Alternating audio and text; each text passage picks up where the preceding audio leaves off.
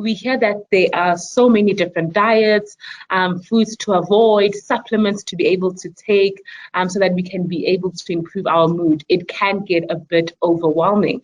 You want to know, do any of them work, and which ones would you recommend if there are any? Yeah, thanks, Impilo. So to answer the first part of your question, many do work. Eliminating or at least reducing foods that spike your insulin will balance your reactivity to external stimuli. So what you eat has a direct impact on the part of the brain that's stimulated and then your resulting mood. So for example, your limbic brain, which people are familiar with, the fight or flight reactions, feeds on sugars. But your neocortex, which is more responsible for higher order thinking, including conscious thought, feeds on fats. So if you can cut out sugars and eat healthy fats, then you can override that reactivity of your limbic brain, and it'll give you more peace of mind. So to me, the really interesting connection between moods and nutrition is the gut-brain connection. And this has been talked about in more radical nutrition circles for a really long time, but it's only now starting to get attention in more mainstream research. And I'm personally intrigued in this because back in my 20s, I started really paying attention to my gut health and detoxifying, and I was able to completely get off antidepressants.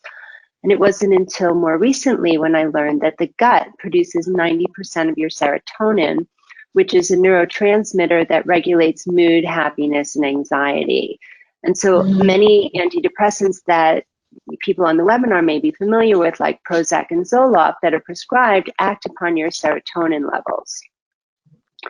And so this gut-brain connection is really what I believe is the reason that I'm 25 years SSRI free, which is because the signals from your gut go directly up to your brain, like the nerves just go right up. So we know now that your gut has a direct channel to your insula, to your limbic system, to your prefrontal cortex, the amygdala, the hippocampus, and the cingulate cortex.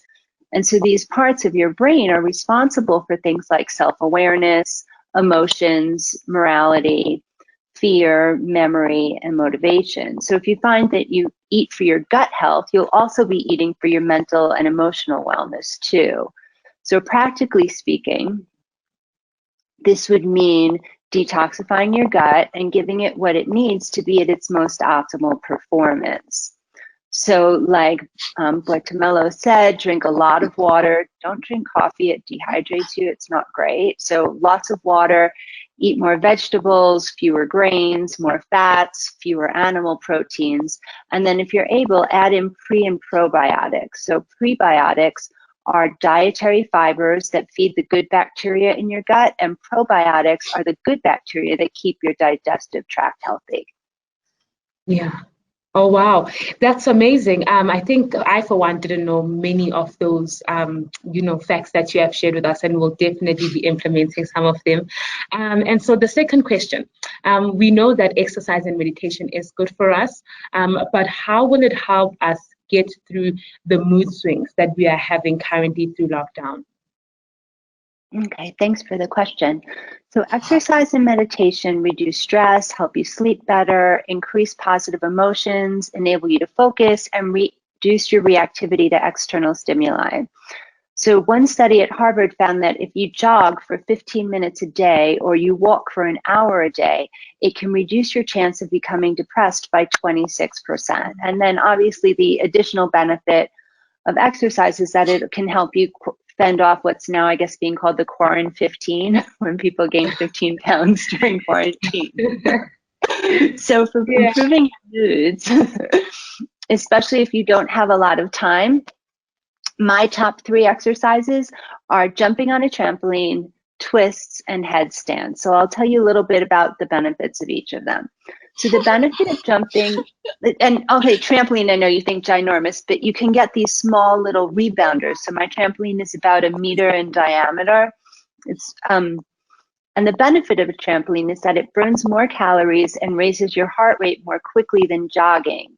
So it helps improve your mood in just a few jumps. So it's sort of like you get more impact with doing it for a less amount of time. And a lot of us, even though we're home all day, we seem to not have that much time, which is kind of counterintuitive, but how it's been going. It also increases your heart rate, which trains your body to move oxygen to your muscles more efficiently, which can reduce your chance of type 2 diabetes by over 50%, and also reduces your blood pressure, which then in turn lowers your risk of heart disease. Another benefit of jumping on a trampoline is that it utilizes all of your muscle groups. So you end up using your abdomen and your arms, and if you use those little hand weights, it'll even get, just tighten up this part of your arm so you can get those nice cuts back there. Jumping stimulates your lymphatic system, and that rids your body of toxins, bacteria, trapped protein, and dead cells. And it also then increases your immunity. So lymph contains white blood cells called lymphocytes, which fight infection. And I think right now everybody's paying attention to how can I increase my immunity. So the second thing that I really like are twists. Now, twists are really easy to integrate into your day because you can do them standing, lying down, and even sitting on your chair while you work, right? You can just kind of and spin the whole way around. So the benefits of twists include that it rotates your spine and those muscles, those muscles that go along the side of the spine, and that strengthens your back and preserves your range of motion. And especially as you age, that's something you want to be taking into account. It creates movement around your organs, and that improves blood circulation to and from your organs, which in turn also improves your digestion. It detoxifies your organs, and it also stimulates circulation and oxygenation, and that will reduce nervousness and stress. So one thing I want to point out is a lot of people, when they're going to stretch, they do forward bends, and forward bends stimulates your vagus nerve, which can actually increase anxiety. So if you're going to be doing forward bends and you're sort of in an anxious state, one, don't do them for too long, and two, make sure that you have a pressure on your forehead, because that will reduce the anxiety that can come up from doing forward bends. So my third and favorite exercise to recommend for changing your moods are headstands. So headstands increase your focus and they calm your mind. They're incredible for strengthening your abdominal muscles, and they increase the blood flow, I can't speak, through the brain, and especially here the pineal and pituitary glands. So the pineal gland is responsible for turning serotonin into melatonin, and that will regulate your cortisol levels, that if they get unregulated, it'll cause mood disorders. So you see, especially women in menopause, the cortisol levels can be all over the place, and that's a part of where the moodiness can come from. And the pituitary gland is responsible for producing hormones that control body functions and also your well-being. So that's another benefit. Another thing about headstands is that they strengthen the lungs and they dislodge mucus that can collect in the lungs. And one thing, that we've been reading a lot about COVID is that the mucus fills up in the lungs and then people start to suffocate. And they recommend that people lie prone with their head lower than their bodies to kind of start moving that through. So that's something that'll happen naturally through headstands. And I can answer any questions about these later if people have, no problem. So to also then shift over to meditation, meditation has these amazing effects on our moods because they increase the gamma waves in your brain. Now, gamma waves are associated with peak concentration and a heightened sense of awareness, and they increase when the regions of your brain work in harmony. So they've done studies on monks' brains, and they showed that meditation activated larger areas of brain, particularly the prefrontal cortex, which is the section associated with positive emotions. Meditation has also been proven to reduce the inflammation associated with stress, and it reduces the cytokines, which are associated with depression. So fortunately for us, we don't have to spend decades in a monastery to experience some of these benefits. So if you'll kind of go with me, let's take a minute right now and do a breathing exercise so that you can see what I mean. Because just focusing on your breath, it's a type of meditation. And you can do this at any time to shift your mood. So I want you to think about one thing to keep in mind is that if you're feeling anxious and you want to calm yourself down, one of the most sort of immediate ways to do that is if you exhale for longer than your inhale. And this will work even with just 3 or 4 rounds of breathing. So let's give it a try, okay? All right, so sit up straight. And if you want to, close your eyes. Notice your breathing. And notice how the air passes in and out of your nostrils. Notice if you feel the air more on one or the other side. And notice where you feel your breath in your body. On your next inhale, inhale for a count of 1, 2, 3, and exhale 1, 2, 3, 4, 5.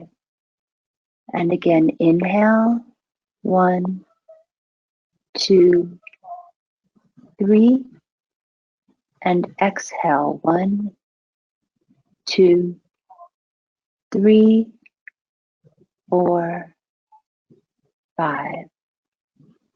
Inhaling 1, 2, 3, and exhaling 1, 2, 3, 4, and 5.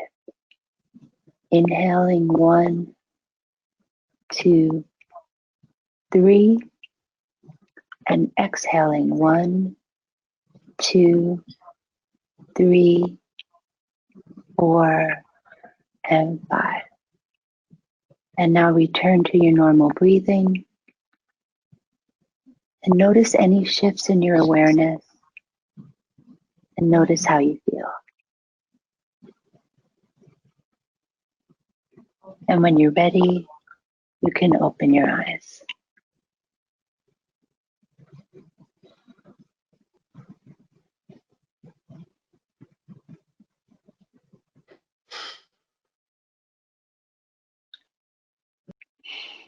And I'm back. Wow. That was amazing, Amy. For one, I just felt a lot of tension leave my body, which was very interesting, you know.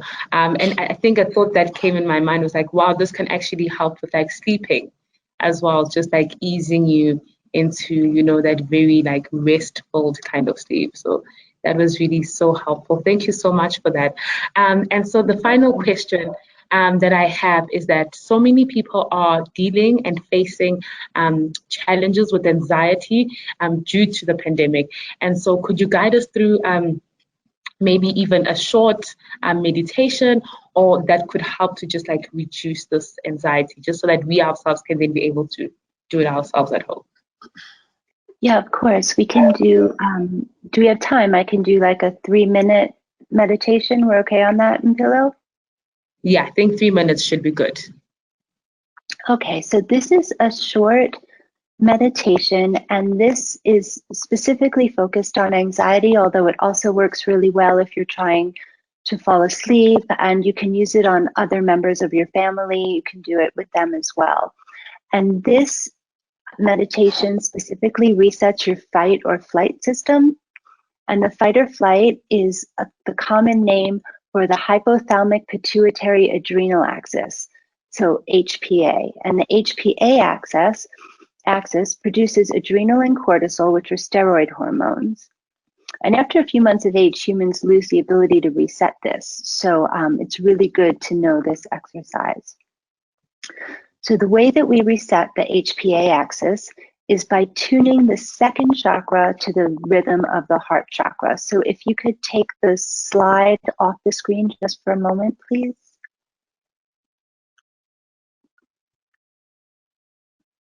Okay. So our heart chakra is right here, just above your heart. So if everyone can take their left hand and put it on their heart, and then you'll take your right hand and you'll put it on your second chakra, which is about 2 inches below your belly button. Okay, so that'll be the placement. Okay, if you do it on someone else, they'll be lying down and you'll have your left hand under their heart and your right hand under their belly button, but we're going to be doing it on ourselves. So for now, just put your hands down. This one's the left. So just take your left hand And put it on your heart and take your right hand and just leave it in your lap for a moment. Okay. So if you can do this either with your eyes open or closed, maybe just close your eyes and place your left hand on your heart. And if you can breathe slowly in through your nose, somebody's got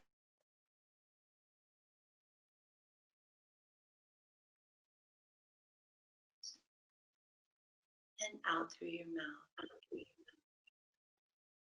Breathing in through your nose and out through your mouth.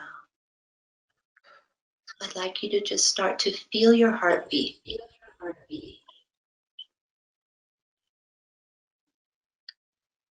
Become aware of the speed of your heartbeat and what your heart feels like in your chest. No judgment, just be aware of this feeling.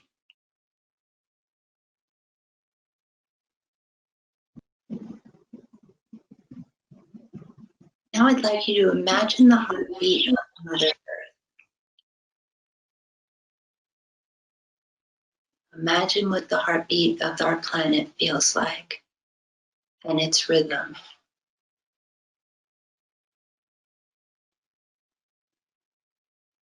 And with a sense of that, imagine the heartbeat of Mother Earth tuning your heartbeat so that the two are beating in sync.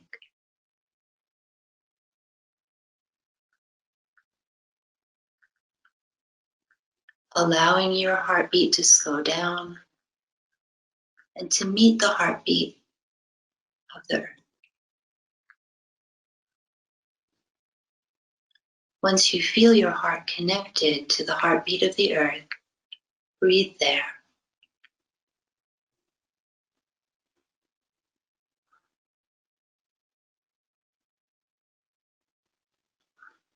And now take your right hand and place it on your second chakra, just under your belly button. Be aware of this little beating in that chakra. And with your attention on your heart beating, allow your second chakra to slow down and match the rhythm of the heart chakra and the heartbeat of Mother Earth.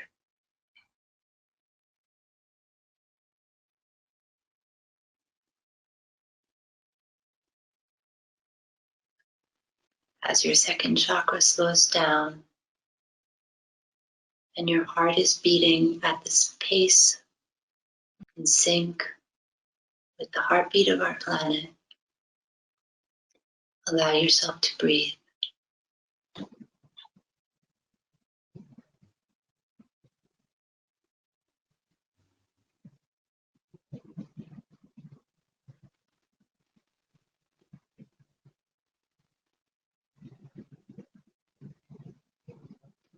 And when you're ready, you first remove your hand from your second chakra and then from your heart.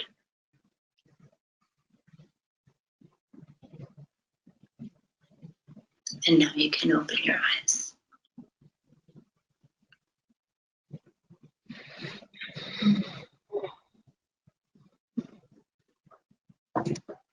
I'm sure I'm not the only one that's feeling rather rested and calm right now.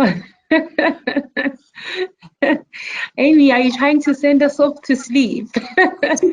No, thank you so much. That was really, really, really good.